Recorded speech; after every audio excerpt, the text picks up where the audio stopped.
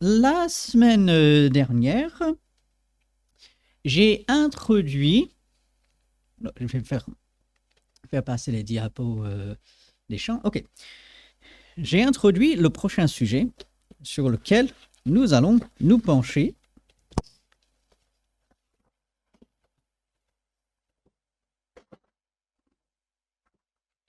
Qui s'en souvient? Et tu as vu ce que je préparais? N'est-ce pas? Oui, elle a vu ce que je préparais, elle a vu sur la table.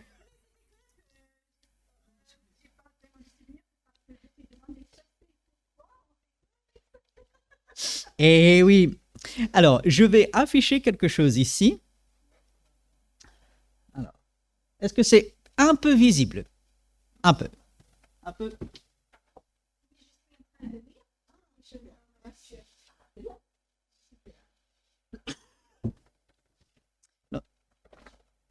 Nous allons parler des rois d'Israël et de Juda. Et on pourrait de manière légitime, donc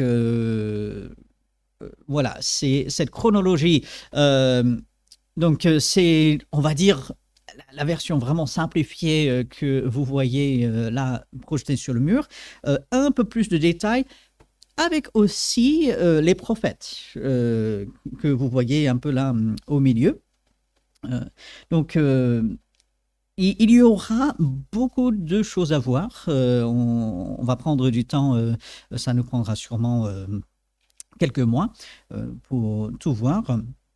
Mais on veut faire la chronologie de ces règnes des rois d'Israël et de Juda. On va s'intéresser, comme c'est marqué ici sur la feuille que je vous ai donnée, au roi après Salomon. Un instant.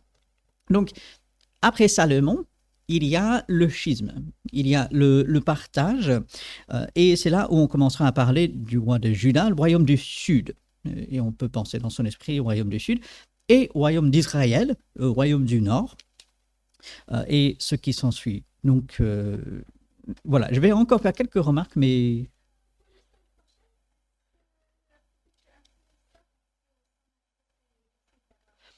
oui, ça aussi, je peux l'imprimer. Oui, pas de souci. Je ne sais pas pourquoi j'ai pas pensé à le faire. Oui, non, non, bah, c'est très facile à imprimer, donc euh, voilà. Si d'ici samedi tu vois que je ne l'ai pas encore fait, n'hésite pas à me le rappeler.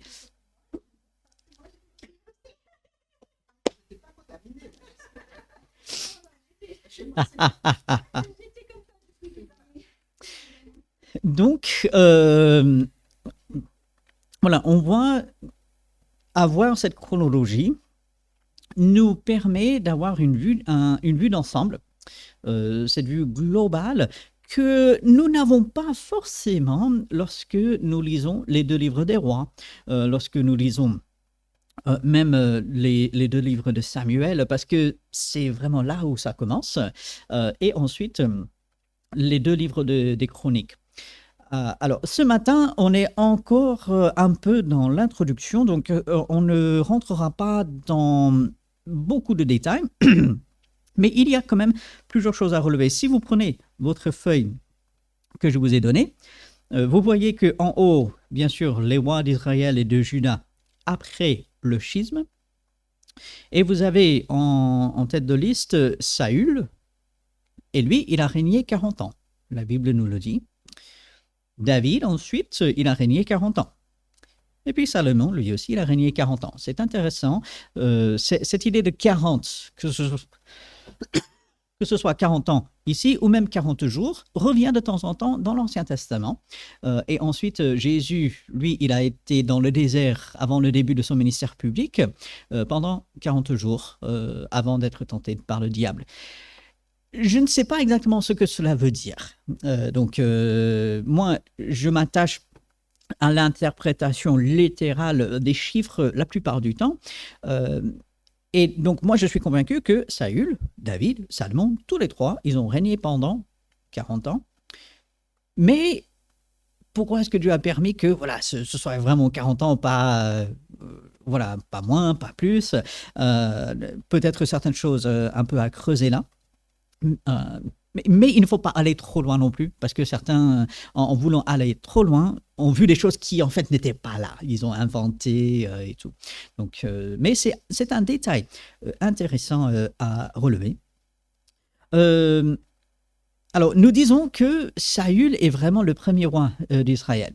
Et c'est vrai à beaucoup de niveaux, mais il ne faut pas oublier dans le livre des juges, il y a un certain Abimelech qui devient, on va dire, dirigeant roi d'une grande partie des tribus, mais pas tout. Donc, Abimelech, dans le livre des juges, certains le considèrent vraiment comme le premier roi parce qu'il a fait un peu office de roi, un peu pendant un temps. Euh, il y a matière à débattre là-dessus, mais nous, on va partir de Saül. Ensuite, bien sûr, il y a David qui vient, ensuite Salomon. Et à la mort de Salomon, c'est son fils Roboam. Et si vous regardez votre feuille sur la gauche, sous les rois de Juda et leur règne, on voit que Roboam, il est le premier. Là, il va régner 17 ans. Donc, les années que vous voyez à côté des noms, c'est la durée de leur règne, en fait. Autre chose, un peu en guise d'introduction, c'est nous allons remarquer qu'à un moment donné, on aura le même nom des rois dans les deux royaumes. Par exemple, si vous regardez, alors sur la gauche, sous les rois de Juda, il y a 1, 2, 3, 4, 5, Joram, qui a régné 8 ans. Et si vous regardez tout de suite à droite, bah, vous voyez aussi Joram. Lui, il a régné 12 ans. Donc, c'est deux personnes différentes, mais qui ont le même nom. Hein. On va voir aussi, allez, il y a plusieurs, là, on aurait pu, on va avoir Acasia également. Pareil, voilà, plusieurs, et parfois même dans le texte, lorsque nous, on va le lire, il sera difficile, pas impossible, mais il faut faire attention de qui parle-t-on. Parce qu'on va parler d'un certain Joram. Ah, de qui parle-t-on? Le roi du royaume du Nord ou le roi du royaume du Sud? On va parler d'Acasia. Qui est-ce que ce sera? Ce sera dans le Nord ou dans le Sud? Et on se dit, mais pourquoi? Et une raison principale, c'est l'auteur des livres des rois. On ne sait pas exactement qui c'est. Certains pensent, enfin, on parlera peut-être la semaine prochaine de comment on peut comprendre à peu près qui a écrit le livre des rois. Mais il veut montrer combien le royaume du Sud, qui reste fidèle à Dieu, qui va avoir certains bons rois, c'est la lignée de David, c'est la lignée du Messie, il veut montrer combien ce royaume devient de plus en plus comme le royaume du Sud. En fait, s'écarte de Dieu, il y a un peu une confusion entre les deux, alors que Dieu veut que son peuple soit séparé. C'est quelque chose d'assez intéressant. Donc, parfois, on tombe sur les mêmes noms et on se dit, qu'est-ce qu'il y avait? Les gens voulaient tout simplement appeler leurs enfants du même prénom. Pas vraiment. En fait, on montre l'influence du royaume du Nord, un mauvais royaume, sur le royaume du Sud. Donc, voilà, ça, c'est quelque chose que je voulais soulever. On va voir aussi que sur la droite, les rois d'Israël et leur règne, eh ben, ça va durer moins longtemps que le royaume de Juda. C'est en 721 avant Jésus-Christ que le royaume du Nord va prendre fin. Donc, Assyrie arrive, et là, il y a la déportation Et d'ailleurs, c'est suite à cela, avec ensuite l'intégration de peuples étrangers et ensuite un mélange, c'est de cela que va devenir les Samaritains. Les Samaritains dont on parle dans les évangiles, c'est un mélange. D'où vient ce mélange? C'est justement à ce moment-là où ça a commencé, bien sûr. Donc voilà. Et ensuite, pendant, on va dire, 150, alors est-ce que mes calculs sont justes? Je pense que oui. Un peu plus de 150 ans, eh ben, le royaume du Sud va continuer. Dieu va faire encore grâce. Il y aura toujours les ministères euh, de, euh, de certains prophètes. Et du coup, on voit, ça va jusqu'en 586, et ce sont des dates qui sont prouvées historiquement. On a certains documents, certaines preuves de l'histoire en dehors de la Bible qui prouvent que ce que la Bible dit est vrai. Et donc, voilà, on voit, il y a cette différence. Le royaume du Nord dure moins longtemps que le royaume du Sud. Et puis, vous avez l'encart, là, en bas. Alors, je vais le lire. Dans certains cas, les derniers mois de l'année de la mort d'un roi étaient comptés comme les premiers de l'année de son successeur. Il arrivait fréquemment qu'un roi associe son fils à son règne. Alors, fréquemment. Alors, c'est pas moi qui ai préparé ceci, hein, donc fréquemment. Il arrive de temps en temps. Donc, on a quelques exemples. Donc, moi, si j'avais préparé ça, j'aurais peut-être enlevé fréquemment. Il arrive de temps en temps qu'un roi associe son fils à son règne. Ces années de gouvernement à deux, ou ce qu'on appelle la synarchie, pouvaient compter soit pour le règne du père, soit pour celui du fils. Tel écrivain, par exemple, datait le nouveau règne à partir de cette association, alors qu'un autre le faisait dépendre de la mort du précédent souverain. Et voilà pourquoi, dans les années, dans les deux livres des rois et les deux livres des chroniques, parfois, on a des dates différentes qui sont décalées de 1-2 ans. Il n'y a pas d'erreur, c'est juste la façon de compter. Donc, un enfant qui naît, il est dans sa première année. Même s'il n'a pas encore 1 an, mais il est dans sa première année. Et donc, voilà, ce sont ces façons de compter qui, justement, vont donner parfois des décalages par rapport aux chiffres. Et puis, peut-être une dernière chose un peu en guise d'introduction, c'est dans notre Bible, nous avons les deux livres de Samuel. Et ça, c'est intéressant et c'est important parce que, justement, Samuel est le dernier prophète, enfin le dernier juge, un des premiers prophètes. Ensuite, Samuel, c'est lui qui va oindre Saül, c'est lui qui va oindre David, bien sûr, et il va faire la transition vers la royauté. Ensuite, donc dans notre Bible, les deux livres de Samuel, qui au départ étaient sûrement un seul livre, on a les deux livres des rois, qui est la suite chronologique jusqu'à la déportation en Babylone. Donc, les deux livres des rois étaient aussi, normalement, un seul livre. Les Juifs, dans le passé, ils ne parlaient pas de un roi, deux rois. C'était le livre des rois. Et ensuite, il y a les deux livres de chroniques. Et si vous lisez les deux livres de chroniques, vous allez vous rendre compte que c'est une répétition des deux livres des rois. Et vous allez vous dire, mais j'ai déjà lu ça. C'est déjà marqué. Ça me dit quelque chose.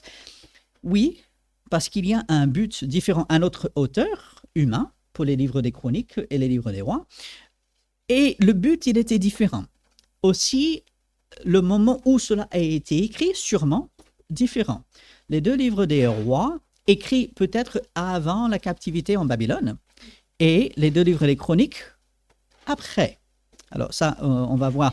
Et il y a certains, oui, dans un instant, il y a certains qui avancent qu'il faudrait mieux mettre les deux livres des chroniques à la fin de l'Ancien Testament, que en fait, l'Ancien Testament ne devrait pas terminer avec Malachie, mais finalement avec les deux livres des chroniques. Et il y a certaines raisons assez intéressantes pour cela. Donc, juste une idée qui est lancée là. Donc, nous allons nous intéresser surtout aux deux livres des rois. On va faire référence aux deux livres des chroniques, mais ça va être surtout les deux livres des rois.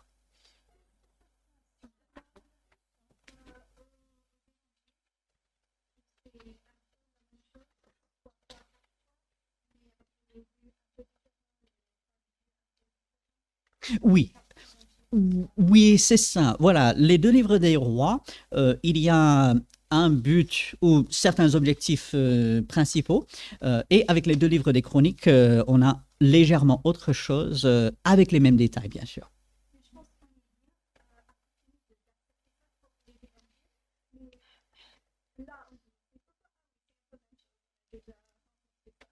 Exact. Quand on pense que les quatre évangiles, même si, surtout pour Matthieu, Marc et Luc, on raconte les mêmes choses, cette répétition, on l'accepte volontiers. On sait il y a une raison derrière et on peut euh, utiliser ce même raisonnement pour les deux livres des rois et les deux livres des chroniques.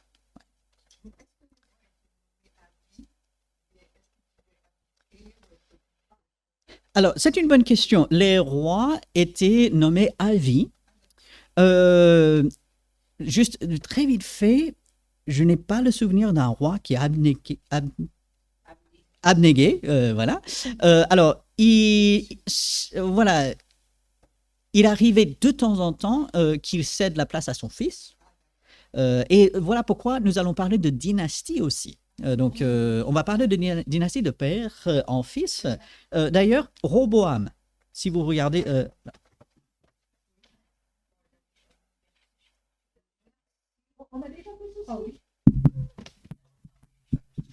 voilà. D'accord, ok. Si vous regardez sur la gauche, les rois de Juda, Roboam, bah, c'est le fils de Salomon. Et ensuite, lui, Roboam va avoir un fils. Il s'appelle Abijah. Ensuite, lui, il va avoir un fils, c'est Asa. Et ainsi de suite. Maintenant, regardez à côté. Donc, roi d'Israël, il y a Jéroboam. Ensuite, lui, il va avoir un fils qui s'appelle Nadab. Mais Baïcha, si je me souviens bien, alors, ok, alors Baïcha n'est pas le fils de Nadab. Oui, donc c'est quelqu'un d'autre qui vient prendre la place, instaurer sa propre dynastie. Donc Baïcha, il va donner naissance à Éla, mais même Éla, lui, il va régner 2 ans. Ensuite, il y aura Zimri. Alors regardez, 7 jours, une semaine. Ensuite, il est assassiné. Et Omri, le chef de l'armée, va prendre sa place. Ensuite, même lui, il ne va pas vraiment instaurer une dynastie parce qu'on va avoir Akab. Ensuite, lui, son fils sera Akazia. Ensuite, on va avoir Joram et ainsi de suite.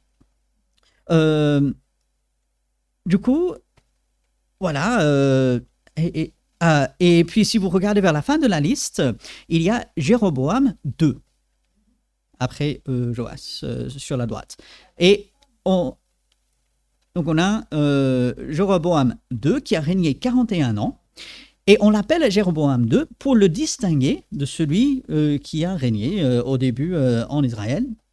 Donc voilà, même si la Bible ne l'appelle pas Jéroboam 2, la Bible l'appelle Jéroboam. Mais nous, pour faciliter la chose, on distingue là.